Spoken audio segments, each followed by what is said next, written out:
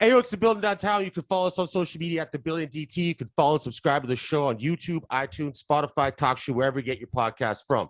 I'm your host, Jason Kelly. You can follow me at JKellyMMA. My co-host, Kirill Kasatskiy at Co-Raps. Our other co-host, Amy Barton, unfortunately couldn't be here, but give her a follow at Ames Bell. Without further ado, we promised you part two. He's back. Cosigner, how you doing, my man?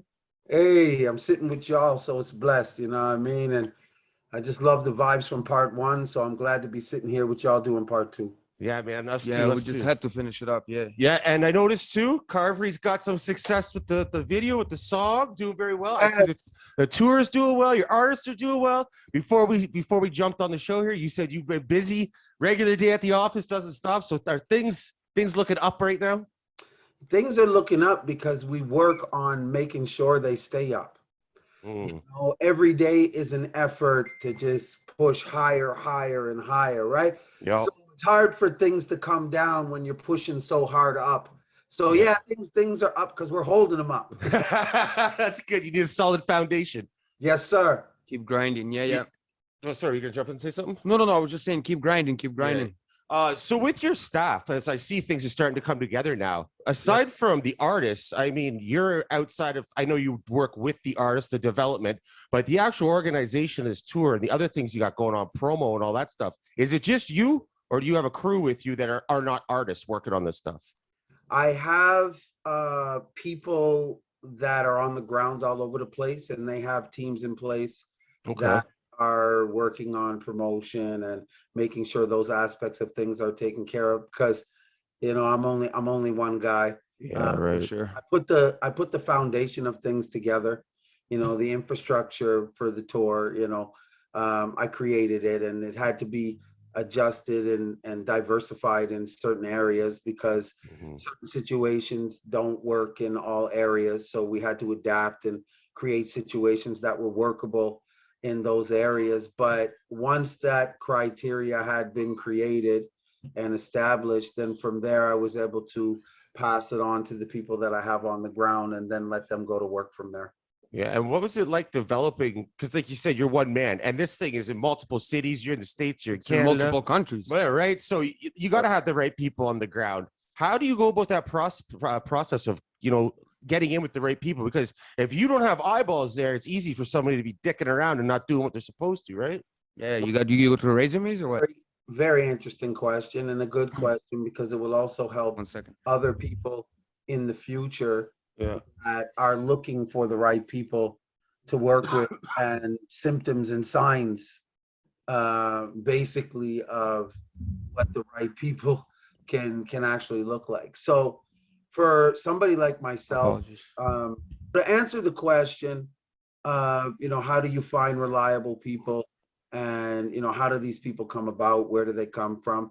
Well, the first thing I would say is that, you know, I've been doing music for over 40 years, so I met a lot of people, you know, in different places, and made different connections, and that gave me the opportunity to kind of test what people are made out of. You know, over time, some people proved to be great assets. You know, over time, other people didn't, you know, amount the same.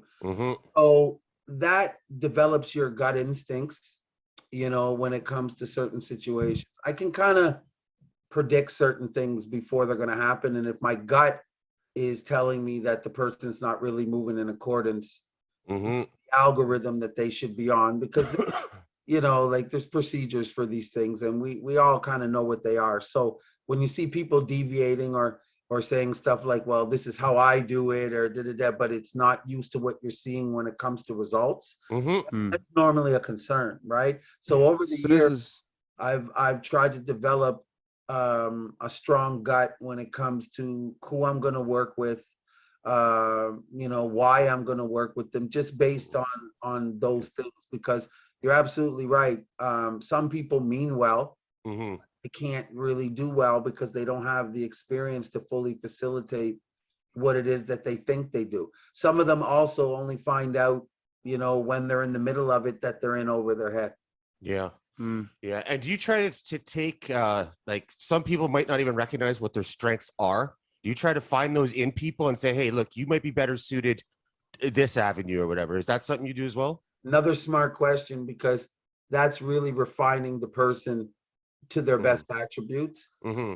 And I find that over time, that just naturally kind of takes place. But it is also a good thing to be putting into place as well, to be analyzing, to see what people's strengths are, because you'll know where they're getting results and where they're not. You'll see where, even when it comes to other people, what kind of reactions they're getting from people when they're doing certain things, and so on and so forth. So yeah, these are all things of importance when trying to take all that stuff into consideration. It is definitely a sign of a strong leadership when you put the right people in right places, right? Because Absolutely. And the thing is that sometimes, like, there's people, I've had guys that didn't perform so well in the beginning, right? If I was to base it, solely, completely by what their performance was in the early stage,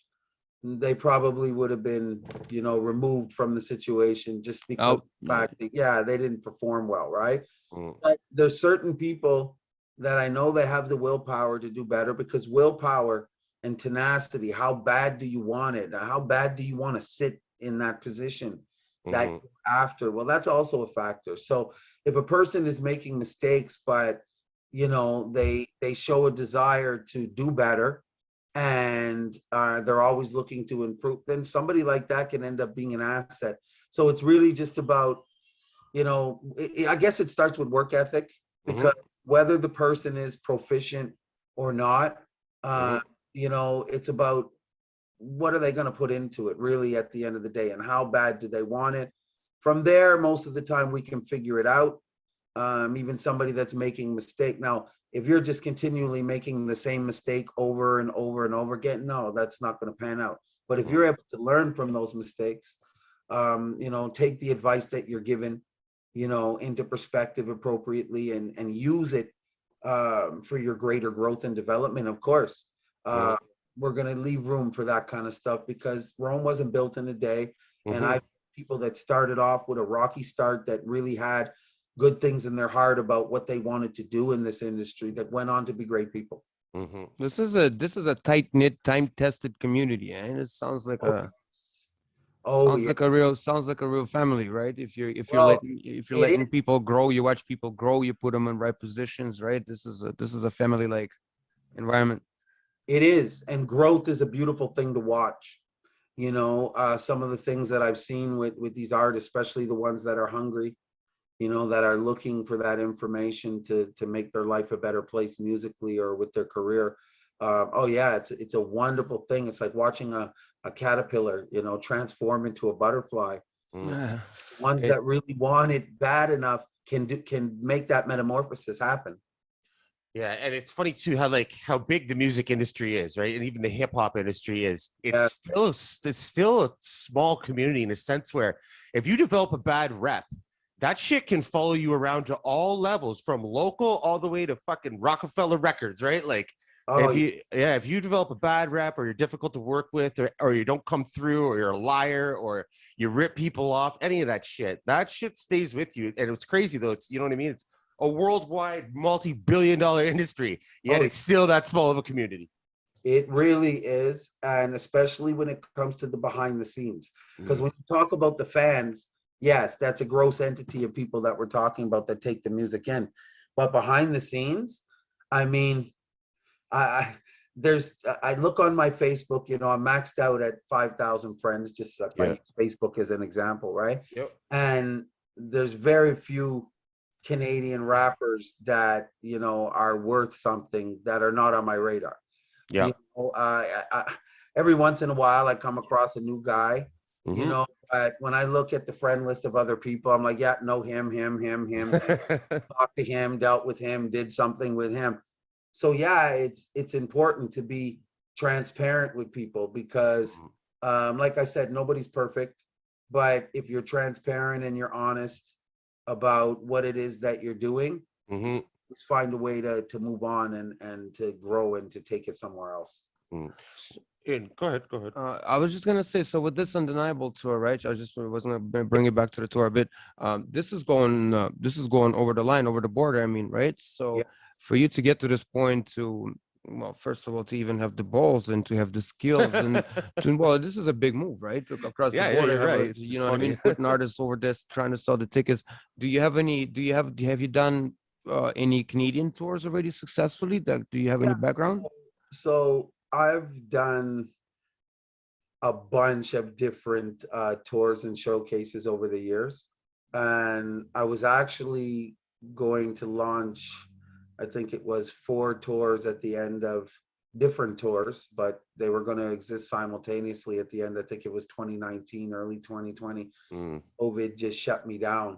Yeah. This is for me now coming back, after the pandemic, with the Undeniable Showcase tour, getting my foot back in the, back in the game after the pandemic. But prior to the pandemic, yeah, I was doing stuff quite regularly, and yeah, not as big as this. I wasn't going into other countries. I wasn't reaching as far out, as I am with this. But over time, my connections just grew. My job, stuff that I do, they're just constantly connecting me to new artists. It, just put me in a position to kind of make this happen a little bit easier maybe than the guy that has to go out and find everybody and everything from scratch. A lot of it was there. Excuse me. And the funny thing about the American dates is that it started with me saying, you know what, I know a guy that's in Maine, and I know a guy that's in New York, and I know a guy that's in Detroit. And what I'm gonna do is I'm gonna just push the idea.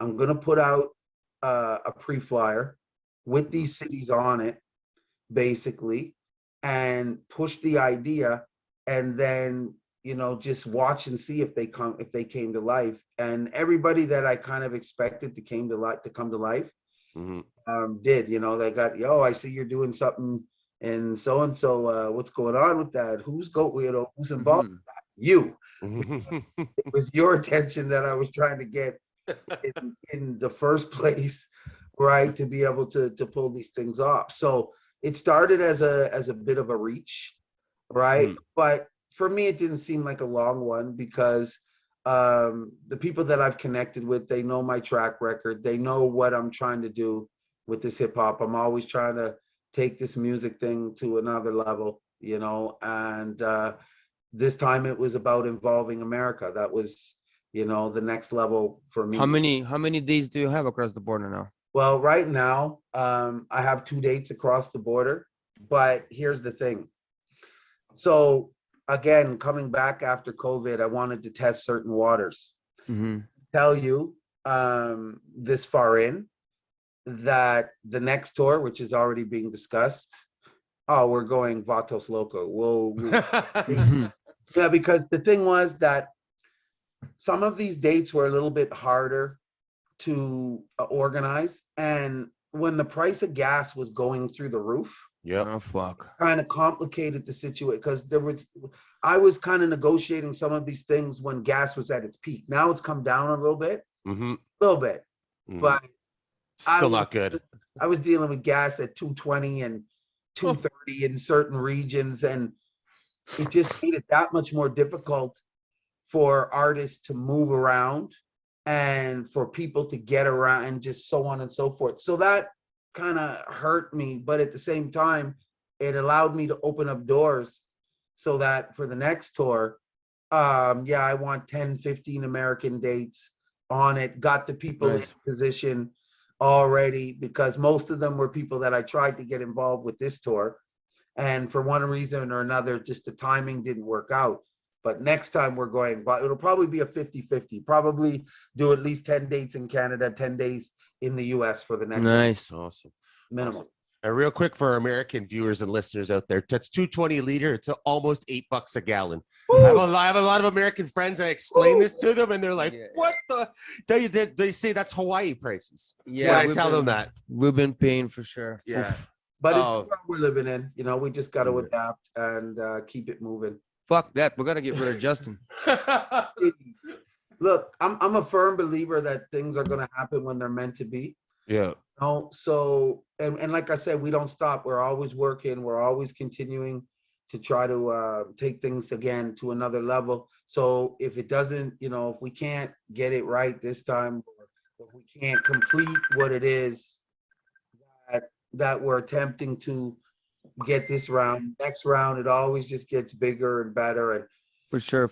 as much as I want to give the artists an opportunity to shine, because that's what I've been doing with the albums that started this whole undeniable thing that's going on right now, that so many people are talking about that nobody was talking about before, you know, because it's a building process. Undeniable 1 came out, people got used to the concept because they're like, what the heck is this?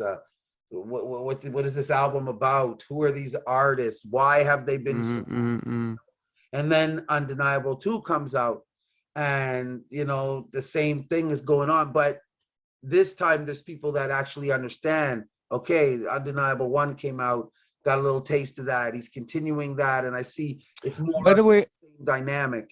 By the way, what's going on with that boom bap joint? I've been so busy, I forgot to follow through. You know what? The Boom Bap album, I'm looking to drop that in the next 2 weeks.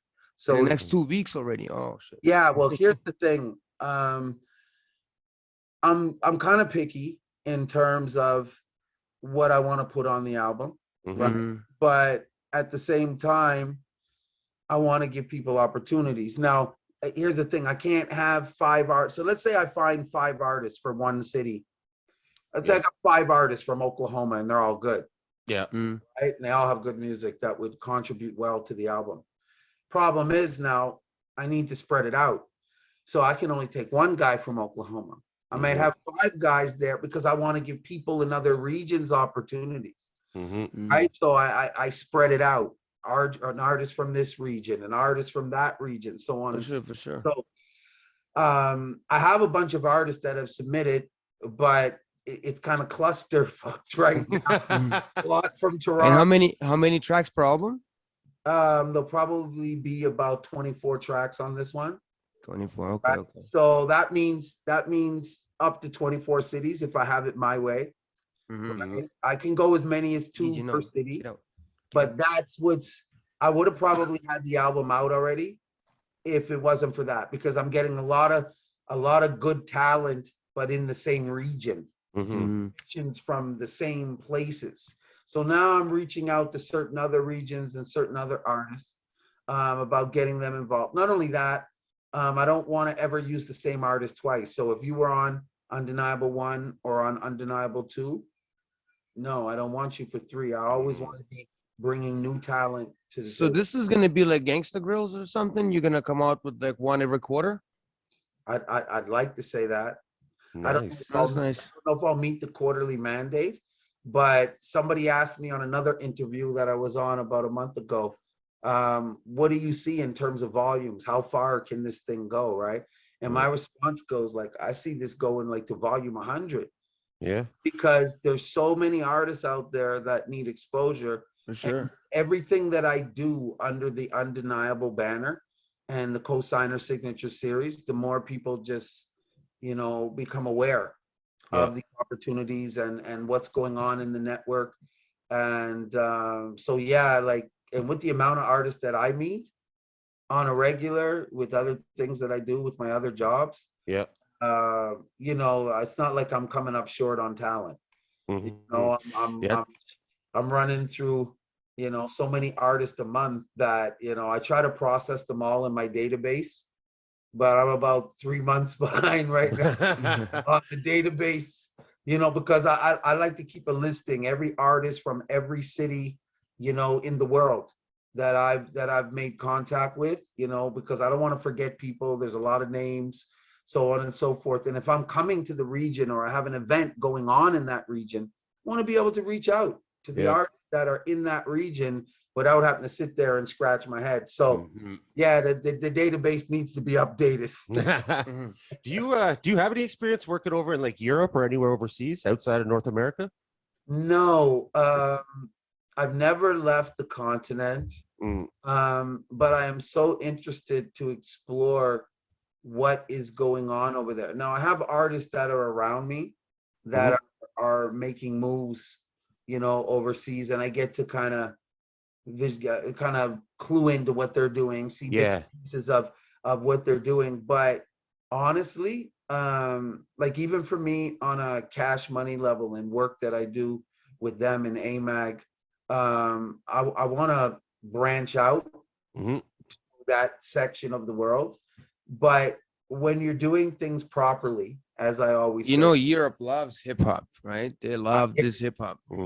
But the infrastructure for me to put it together, it's gonna take time. So Europe is definitely something that I see myself being part of in the near future, but I don't want to bite off more than I could chew. Yeah, it makes sense at the moment, because there's so many things just going on in North America.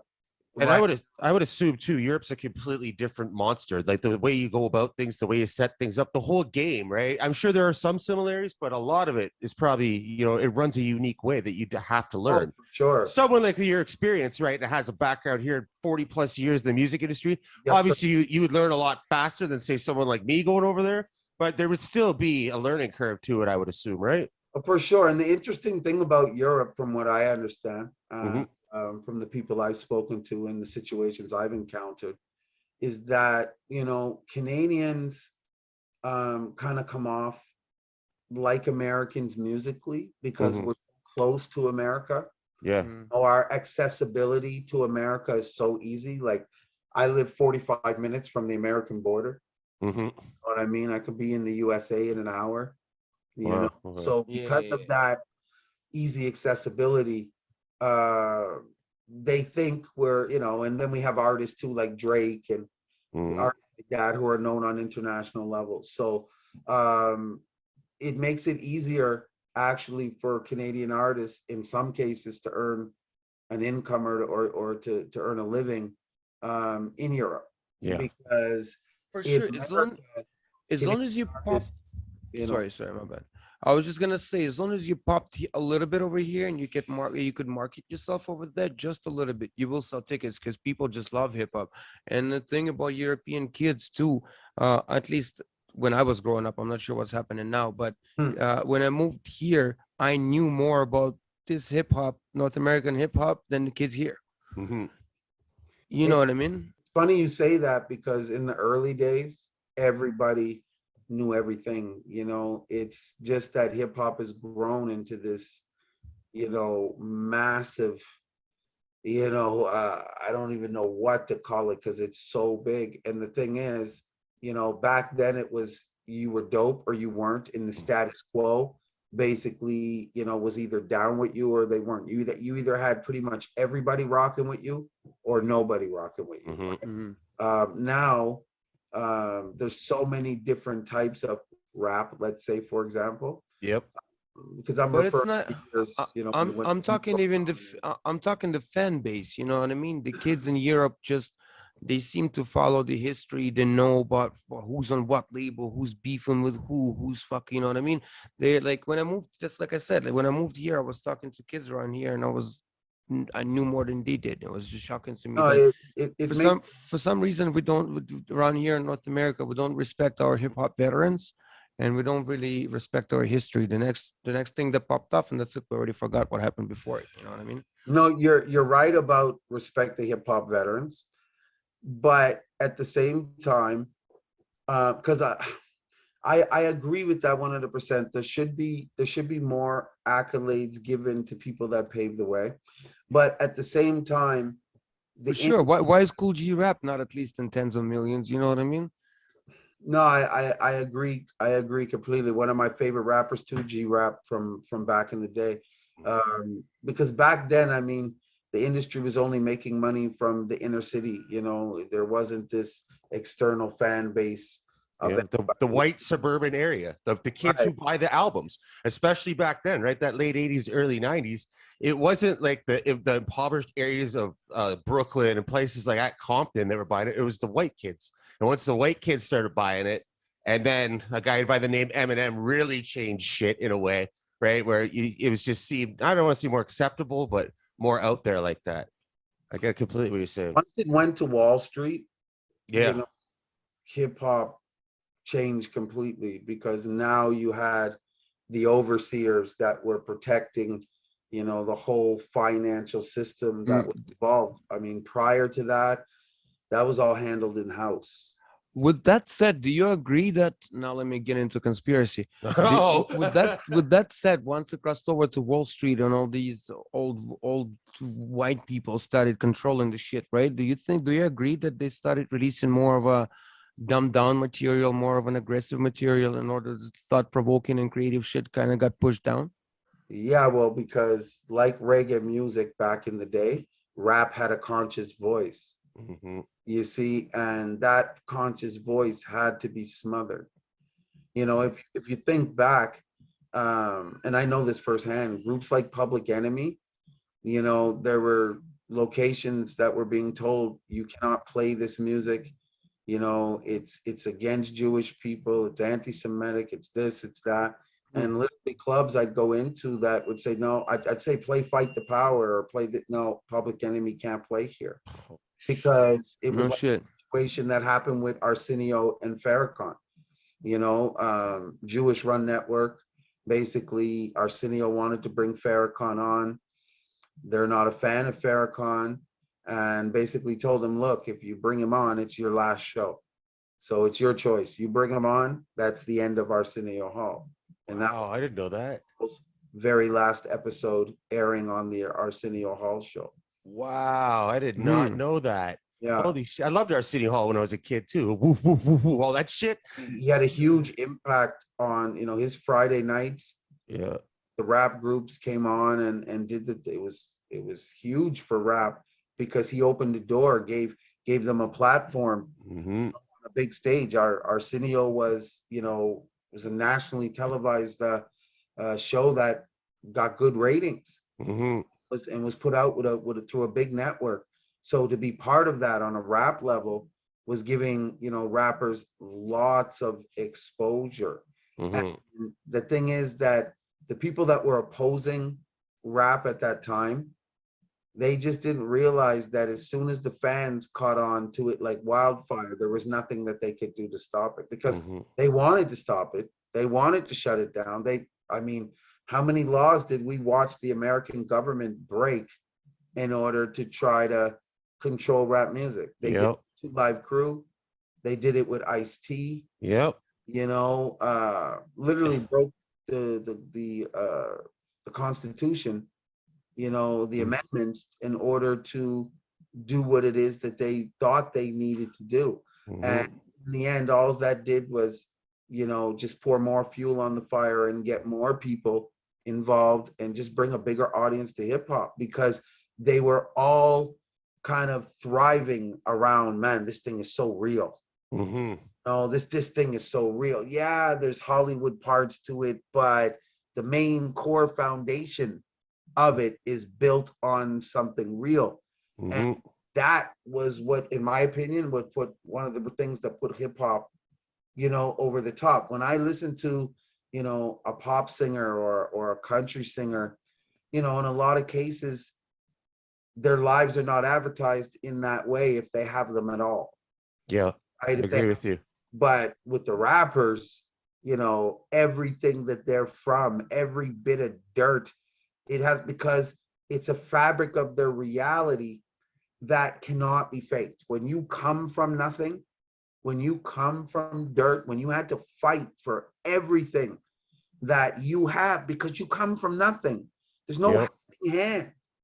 But at the same time, they go and they loot it with things like 6ix9ine and shit, right? You know why though? Because of what we were just talking about and what you mentioned before about the Wall Street. You see, when Wall Street came in, it put pressure on companies to deliver numbers at all costs.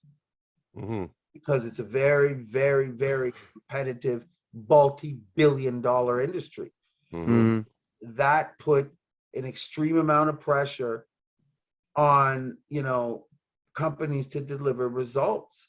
So a lot of things started changing. Quality control, for example, in the sense that before a guy could say, you know what, I'm not going to put him out because I just don't like what he represents or where that thing is going. Now he'll go, I have to put him out because they're gravitating to what he's doing and his numbers are growing, and I have to recognize that for what it is. It's the corporate crossover world that kind of infused itself in hip hop over time. And it's one of those things like, when they say, if you can't beat them, join them. Yeah. What it was, because they didn't want them, didn't want anything to do with hip hop in the mainstream. They reached a point where they realized this thing is taking over. But I also feel I feel like we're gonna have like a part 3 and 4 of this, because we're no, for real, like we can, like, you know what I'm saying, we can keep going with this for 40 plus years of the hip hop industry. It's like, I'm sure we could have 10 parts. I'm just saying, like, because I got more and more questions. I'm like, no, back to battle rap. We're gonna come back to the tour, and we're gonna bring on the first artist because we scheduled time, right? Yes. So we have Mr. Jimmy Magnum. Jimmy Magnum's going to be first?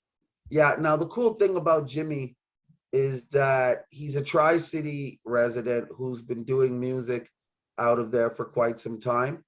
And, the things that he does musically just resonate well with people in the area. People that have had that opportunity to experience what Mr. Magnum does. I call him Mr. Magnum because to me, he's a big dog. He just puts his heart into everything, and he loves to perform live, and it's one of his assets. One of his pleasure to have you here with us this evening. I'm glad to be there. Well, virtually. No kidding. So I was just talking to Chuck a few minutes ago. He let us know, because we had this plan with him tonight. He wanted to get some artists to come on for the August 6th show that's going down at the Polish Club in Cambridge. He said he sends over your name. He said he's even from the Tri-Cities. We're from the Tri-Cities as well. So I pull it up. I'm expecting all Chuck has sent me or referred me to so far as rappers. I'm expecting a rapper, and I was like, whoa. So very unique. Rappers, they're a lot more common around here than a reggae artist, especially a reggae artist who's decent at what they fucking do. So what is your story, man? You from here? Well, the truth is I'm from Stratford, Ontario, but my family, half my family is Jamaican. My stepfather was Jamaican, raised me from when I was a little baby.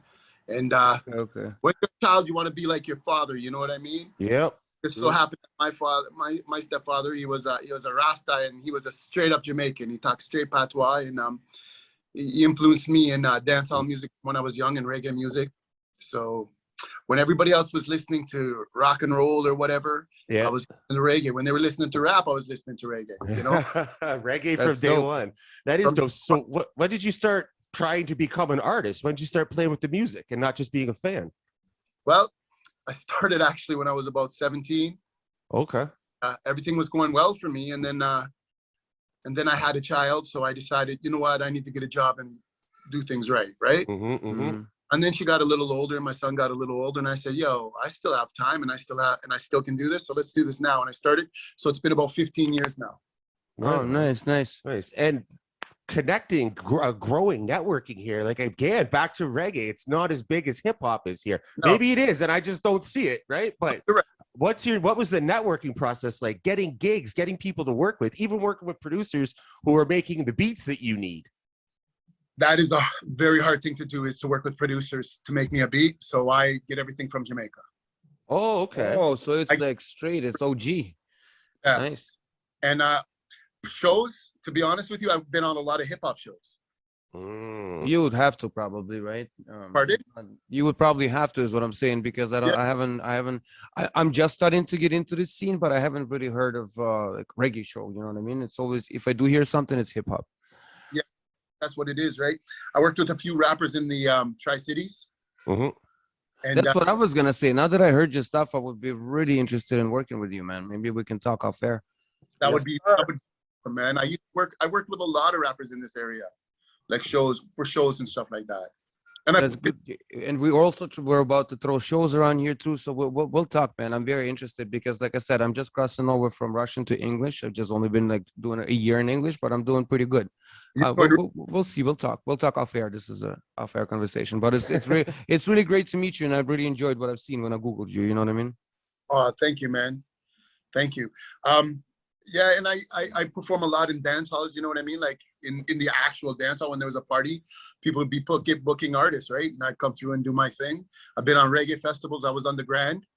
Nice. 2019, the last festival around this area in a while, right? Mm-hmm. And I worked with reggae artists like Louis Rankin. Oh, wow. Mavado. I was on a show years and years ago. Egyptian, Lady Saw. Oh, Lady Saw. I used to listen to when in the 90s when I was in high school. Yep. I went through like a reggae dance hall phase where I had like all the reggae gold albums Yeah. and Beanie Man and Buju. I still listen to Buju, but Lady Saw was actually one of my favorites from back then. Yeah, she's a phenomenal artist too. A great person. Wow, that's crazy, man. That's insane. I never thought I'd be having a conversation with somebody that worked with Lady Saw. Even I was on a show with Egyptian, Oh yeah. Cranium. Who else? I Wayne. Lots. So many, man. That's insane. So aside from the obviously undeniable tour, you're gonna appear there. Do you have anything going on right now? Are you gonna put out? Are you working on any records right now? Are you gonna put anything out anytime soon? I'm working on an album. Working on an album. That's great. And how far are you? Like, are you? It's How are you done. doing it? Are you gonna lead with a single, or are you gonna just drop the whole thing at once? I'm leading with another single in September. Another single. So that means one is already out. Sorry, like I said, I'm just cluing into the area, so we're. Yeah, I have a song out right now called Go Go that I'm trying to push. Just released So that. That's one of the songs that we've seen. Yeah, okay. And then I got a song coming out in September. I'm doing a video for it. It's called Me I Feel At Me Best. Nice. And the album is supposed to drop when? I'm trying to drop that for October. All the songs are recorded. I just need them edited. Okay. Oh, nice. Chuck, were you gonna say something there? So I'm gonna cut you off. Pardon? Oh, he left. I asked Chuck if he was gonna say something. It sounded like we cut him off, but he left. He left. Yeah. He left us. Oh, he was probably saying he's gonna step out for a second. On your album, is there any features? If they are, is there gonna be any like rap features because that's the people you've had to work with a lot, or is it gonna be straight reggae only you? It's just straight me, but I am going to be working on features. After this album, I'm working on features, and it will be features because I work with a lot of hip hop artists, right? Mm-hmm. I actually did a song. I did a hook for some rappers. Yep. I was a little disappointed. I dropped a hook for them, and they just released the song. They didn't edit it. They just released. Oh no! So it wasn't mixed, mastered, nothing. It was just raw. And I did this hook for them, and then I sent it to them, and then within the hour it was on YouTube, and I was like, guys, come on. Oh man, I can tell you right now that if we ever work, I will have it mixed, mastered, and I will show it, and I will show it to you before I can put it out anywhere. That is insane. Wow. Yeah, that's not. I mean, maybe they just don't know or something. I don't know, but yeah, that's not. I think that's not how we do things. They can just right. With young guys, they just think they can just do it and it's done. It's there. Yeah. No. We work on every song. We mix every beat and every vocal. That's for sure. Yeah. So you're some of the stages you hit too. Like I was looking at your Facebook page, and you stay pretty active though. For someone like I said, it's more difficult to get gigs for. And I noticed Toronto too, somewhere you hit. Is that something that you had to hit early on, the GTA, and leave the Tri-Cities? No, I actually conquered the Tri-Cities first. I did around here first. Yeah. And then I just got out there. Like, you know what I mean? It wasn't nothing I really had to leave and just go there. Or there's a lot of competition in Toronto. And what I respect about the Toronto artists is when I go there, they say, listen, there's 100 of us. There's thousands of us up here, but there's only one of you down there. How do you do it?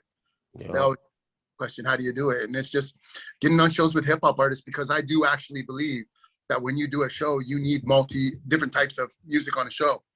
Mm-hmm. For instance, you need reggae or you need hip hop. I think you need some R&B, you know? I did it my own show and I put a country singer on it. and there was rappers there, and they loved it. Oh, And no way. artists, they loved this guy. This guy was up there doing his thing with his acoustic guitar. It was good. So you doing your own show, is that a thing that had to be done out of necessity, or is promoting something that you want to get more into eventually? I think that it's smart to promote and do some of your own shows once in a while because you make more money. Mm-hmm. For sure, You know, for sure. I think the best thing you could do is take a door at some place or rent a hall and do your own thing. Yeah, that's kind of the And stage just we're build at from now scratch, too, right? yeah, And yeah. working with people like Chuck as well, people like that along the ways, it helps a lot. Before Chuck, did we cut you off? It sounded like you were gonna say something before you left. No, I just let you guys know that I would be right back. I had to go to the washroom. Oh. Yeah, sorry. I thought we cut you off. You were about to say something. No, not at all. I just kind of eased back into the mix. So, Jimmy, how long have you been working with Chuck? How did you guys' relationship start? I met him through my good friend Hopeton Burke. Okay, and how long was that? That was probably about, I don't know, 3 months ago, Chuck. Oh, okay. Yeah. So I would- fairly recently. Very Now, recent. mind you, I had heard about Jimmy for years. His name was resonating around the reggae community in the Tri-City for years. So I knew who he was. Mm-hmm. When Hopeton recommended getting him involved from Black Dog Entertainment, recommended getting him involved, it was a no-brainer. Mm-hmm. Nice. So Jimmy, do you have a name for this project you're gonna drop? And are you gonna how many singles are you bringing off the project to August 6th? Are we gonna hear the new one? You're going to hear Go-Go and you're going to hear 2 more. So is there anything that hasn't been released yet? I'm going to perform 2 tracks that I did. The 2 more, yeah. Nice. And do you have the name of the project? Pardon? Do you have the name for the whole project for the album? I Am. So you broke up there. I Am? I Am is my project name. Yeah, that's what I'm calling Nice. myself. Nice. So we're looking out for I Am in October. Yep. The first single out right now is Go-Go, and we're gonna hear 2 more on August 6th. That's great, man. That's great to meet you. That's Yep. Meet you guys. All right, we got to get Dorian in here shortly. Anything you want to push, plug, promote, let people know where to find you, social media, all that stuff. The floor is yours, Jimmy. Yo, check me out on Facebook at Jimmy Magnum 1, which is my fan page. Check me out and add me on Facebook too, Jimmy Magnum Bradley. Add me on my personal account too. Anybody can do that. Check me out on TikTok. Don't sleep on TikTok. Nice. It's the way. It's today's thing, right? I've been doing jobs for people in England. TikTok. Yes, sir. TikTok is insane. And then on Instagram, Jimmy Magnum 1. Okay. Yeah. All right, Jimmy. Thanks a lot for your time. We'll see you August 6th, my man. Thanks for coming through, bro. Oh, Nice to meet you. And we'll talk. We'll talk for sure. Big Yeah. respect. Thank you, Chuck. Thank you, guys. Thank you. My pleasure. Have a good one, Jay. You as well. All right, I guess. Since we talked about Carvery a bit, what's popping with him? That's your frontline project right now. Is I'm That, assuming? in terms of artists, I do Well, as your personal something you're sort of pushing. stuff. Sorry. I mean, like something. I figured that this is your something as your personal project, right? Something close Yeah. to you, right? Very, very personal to me, because he is my son. Also because I've been there from day one, you know, from the birth and the creation of this product and project. So yeah, it's great to see him doing so well with his first release, like, because he's kind of coming out of nowhere. He released his first single and video. That was dope, by the way. I enjoyed that. Thank you very much, and I'll let him know you said that as well. You know, so that was his first time really getting in front of the camera and you know, letting the magic happen. And he I see he's dropping TikTok videos singing verse things, right?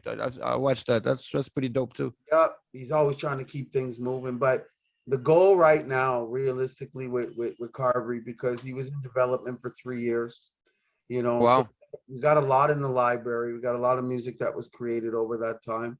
Now it's about getting some more videos done. And really the goal is just have it go from, you know, right now he's got probably about 110,000 views. For me on Belligerent, it'll probably peak out probably at around 150, 200,000. The goal is to bring the next single, which is coming soon, Icy, to 300K. bring the next song after that to 400, 500K through constantly just. And you're trying to do it solo? You're not trying to piggyback? No features? The features will come into play at some point. But right now, with the stuff that he's looking to release, no, there's not really any features on that. And it was kind of strategically planned that way, because with the different octaves and stuff that Carver uses in his music, it almost seems at times like there's 2 and 3 people involved in a song. Really, it's all him, because that's a very good thing to have. yeah, so it keeps the songs interesting as the octaves change and the pitches change and we go through these different transitions. So he's not hurting as much as an artist for a feature that, is continually in the same octave, that's looking for that change. I was saying features more as in marketing, promotion kind of thing. From that angle, we'd love to have him. The interesting thing about Carver is that he's constantly connecting to new people every day, and which is just putting him in position for bigger and better things, because more and more people are taking notice of what he's doing and so on and so forth. Now, strategically, yeah, at some point we'll go out and spend the money and get that feature. But right now, based on the strategy that we have, not really required. Need to lay some groundwork, make a name. Yeah, it's gonna get himself established, get his brand and his sound, because that's the key thing. It's really to be able to identify with his sound. We want people, when they hear 3 seconds of his music, to be able to go, "Oh, that's Carver." Yeah. Just to be able to do that, identification and to be able to identify. I've seen a Dr. Dre interview where he said that he works with people who have interesting voices. And then I really started thinking about it, and Eminem, Snoop 50, all of them have a distinct voice, very distinct voice. Yeah, that's very true. distinct. It's very true, because the voice is a factor. I mean, the bars are a factor, the lyrics, content, it is a factor. But yeah, the presence comes from the voice. When I think of rappers like Big L, stuff like that, like, the presence that comes from the voice. Yeah, that delivery was just insane. I don't think anybody still fucking kicks it. No, it's gross. It's gross. You know what I mean? But you're absolutely right. The voice, the characteristics of it, the presence that it have, it's also a factor in what makes a successful rapper. That's why some guys that don't have the voice, that are great songwriters, it may be better for them to stay there, because not everybody has a distinct voice. Yeah, for sure. And so here, like, I'll use Tory Lanez as an example for what I'm about to say next. Okay. So Tory Lanez basically found a way to create a distinct niche sound for himself, even though his sound dynamic was similar to other things that were going on, right? But he found a way to create a niche sound.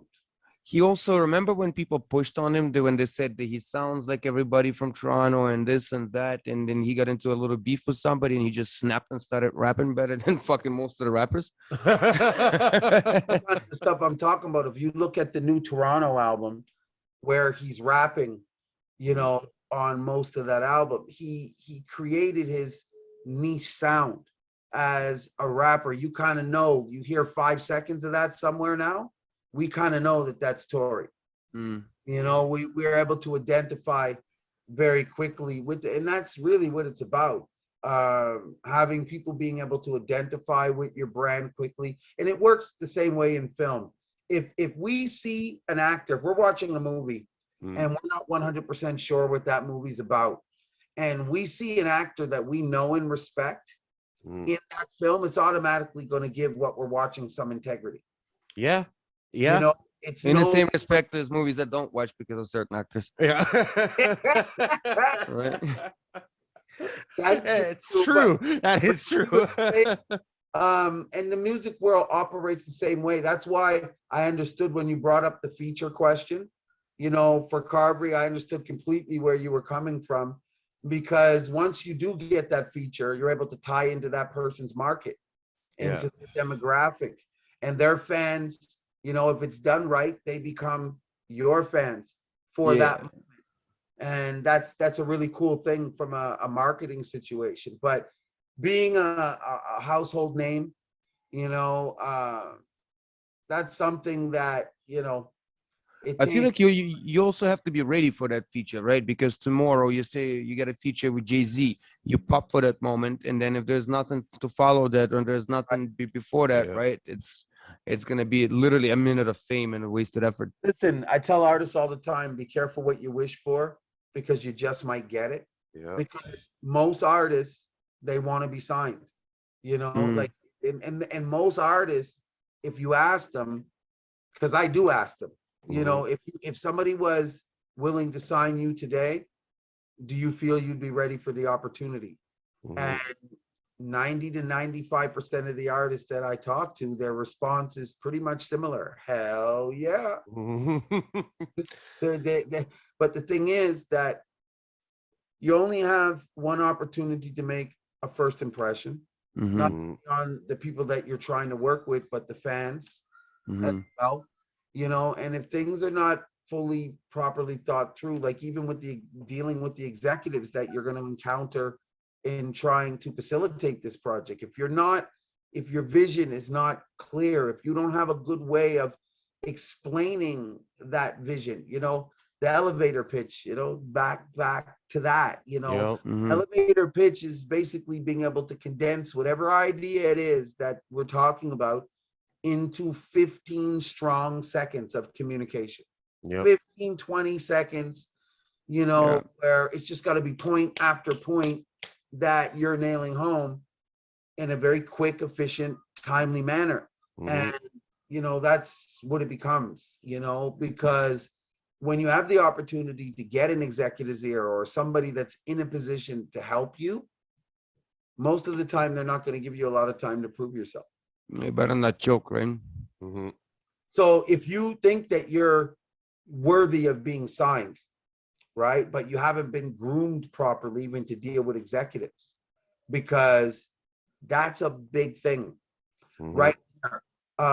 When I sit and talk with artists, when I'm dealing with artists for cash money stuff, AMAG stuff, you know, I know where an artist is at with their career just by what's coming out of their mouth.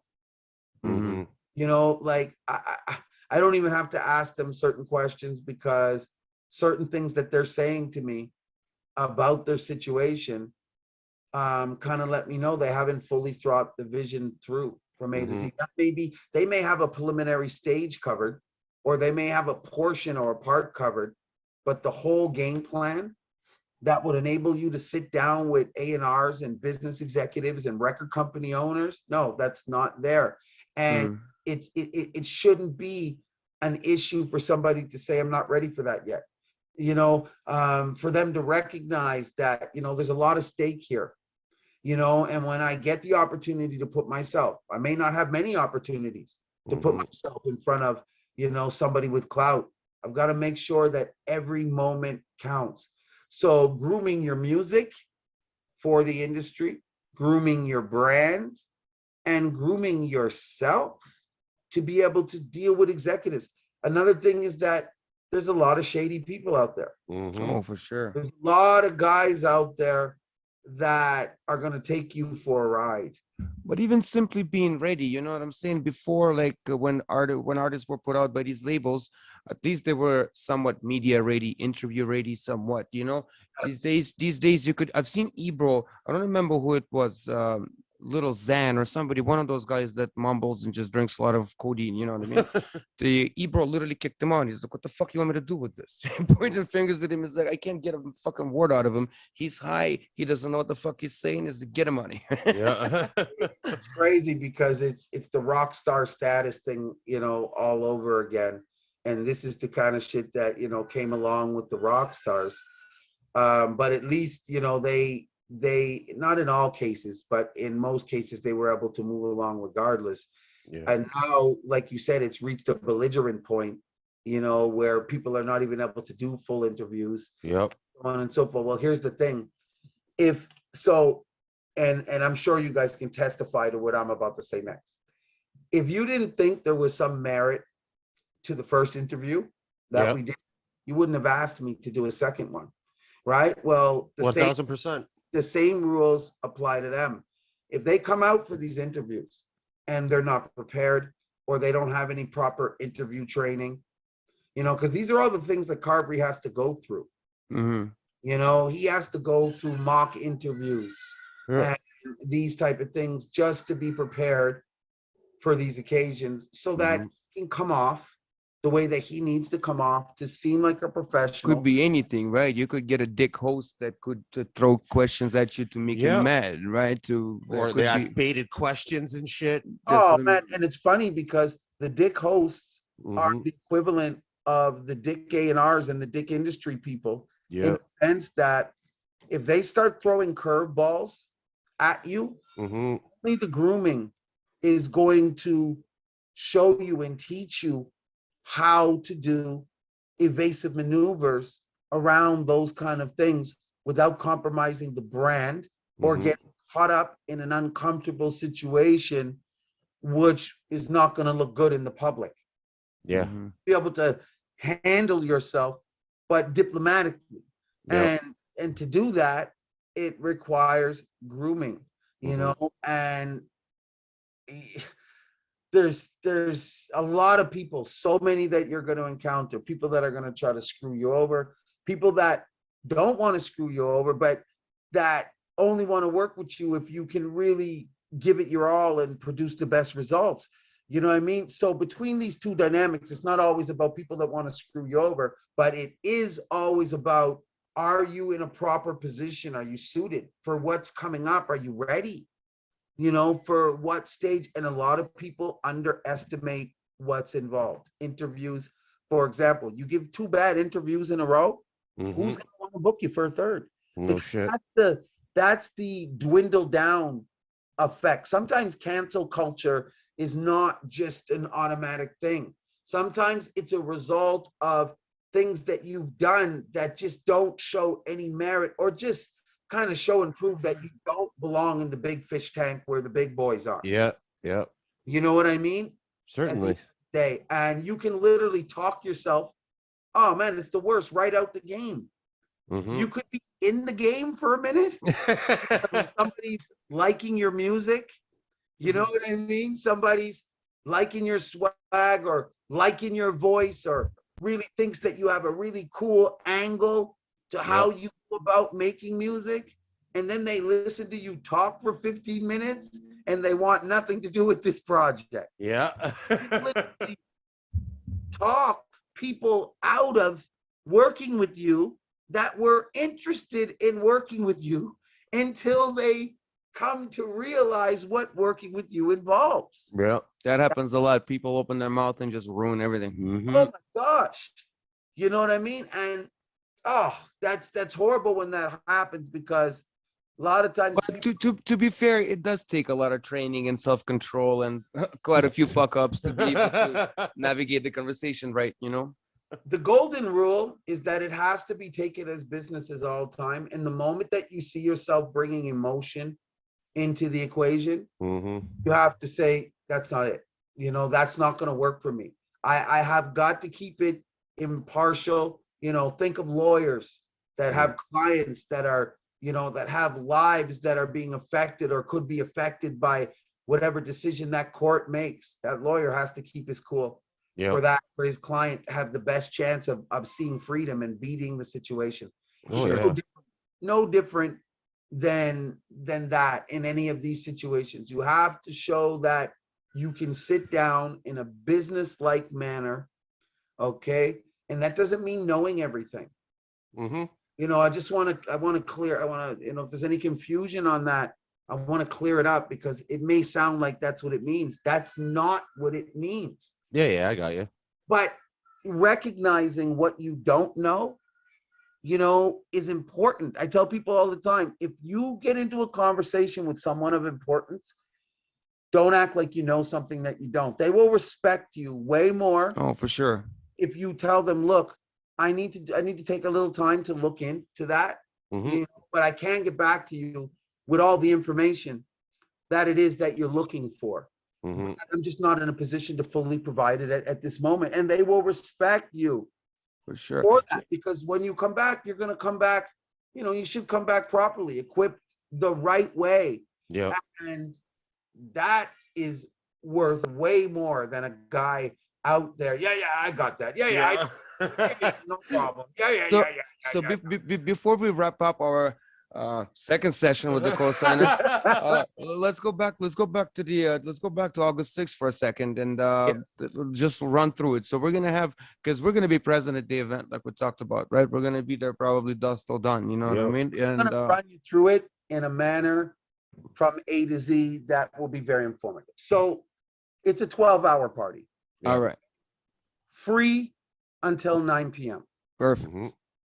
During the day from 2 till 8:30, let's say, there will be open mic, group ciphers, listening parties, basically for people who have signed up for these things, okay? Now, just that alone, okay, is going to bring a lot of energy in the room, okay?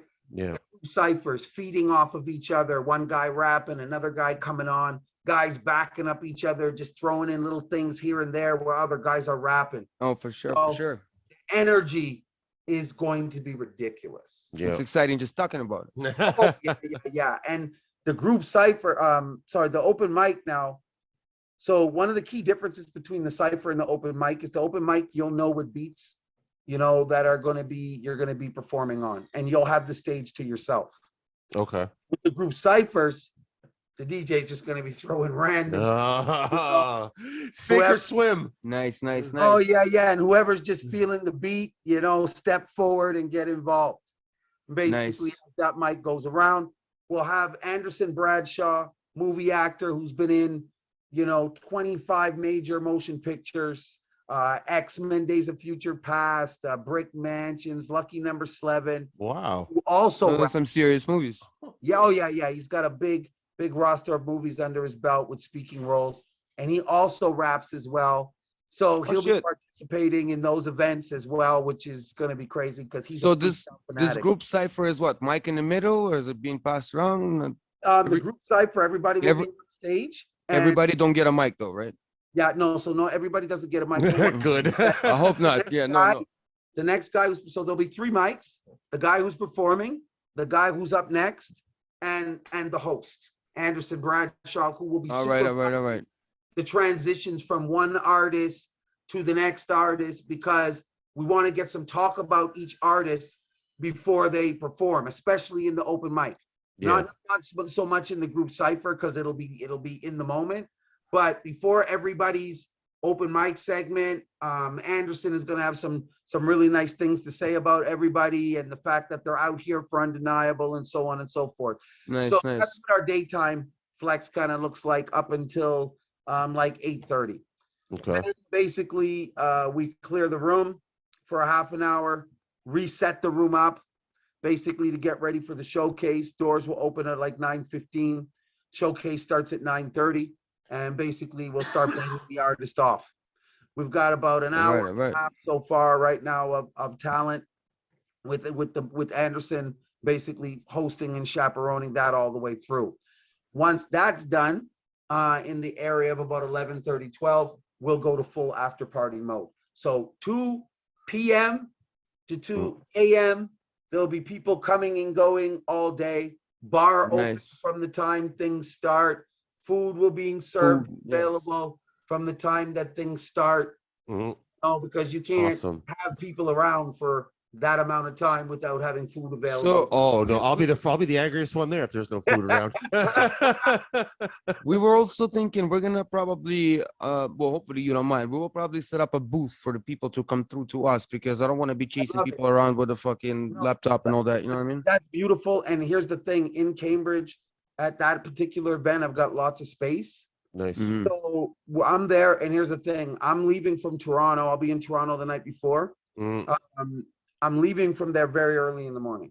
So I will be hitting Cambridge like 10 a.m. We'll be there probably. We'll be there for the whole event too, right? We want to hit some fans. We'll probably hit the vendors, whoever the fuck's making food, who's doing the beats, who's spitting the rhymes. all that good We're shit. gonna get everybody. Everyone. That will give you all the time to talk to the artist and street people and That's gonna be a good day, man. It's gonna be a lot of fun.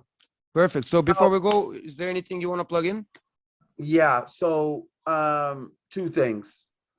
One, really want to build a foundation in the Tri-City area, so that we can do a multiplicity of different functions. And I plan on working hard around here, man.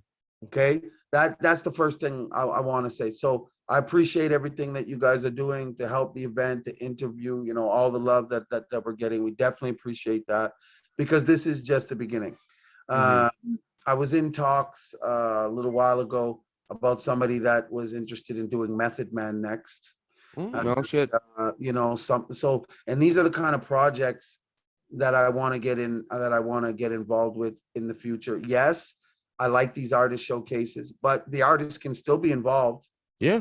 With these other shows. It's not like I got to kick the artist out, and no. Exactly. No room for them, and just bringing in some names, you know, into these projects in the future and stuff. That's like great to hear, man. I really want for the hip hop and Tri-City to pop a bit more, you know what I mean? And I want to be involved with it too. So I'm ready to work, man. If you're still, you know what I mean? I'm sure everything's got to start somewhere, right? That's what I'm saying. And I'm sure we'll prove ourselves at the event, you know what I mean? So I'm sure you'll like working with us. Absolutely. So that was the first thing. And the second thing I wanted to say was, please, Street Hop, you know, when you get the chance, just. Oh, brother, no problem. That's done. Don't even worry about it. Mello, I appreciate that. That's done. Tell him any way he sees fit, you know what I mean, to give them out. And also tell him one last thing. I'll give him another 10-person guest list for himself as well. So I'll give him 10 tickets to give away that he has in person. Yeah. And I'll give him another 10 on the guest list if he's able to roll out. Okay. Basically as well. And same thing for you guys. Like, I'll give you your own guest list. Yes, I want to obviously try to move tickets because I got a heavy overhead. Yeah. At the end of the day, not everybody's going to buy a ticket. So there's certain people that, you know, if they had a free ticket, that they would come out. I'll definitely have 10 tickets for you, a guest list thanks. as well. So start thinking about that as Sounds well. good. Who you think would be a good idea to give those to as well, those guest passes. Awesome. Sounds Thanks. good. Sounds good, man. All right. Another informative session with the man Cosigner. Yeah. For Cosigner, Kirill Kasatskiy, I'm Jay Kelly. This is the Building Downtown. We out. Peace. Peace. Thanks. Respect. Thanks for coming too, man. The Building Downtown for life. Peace. Peace out, bro. Stay up. Thanks, man.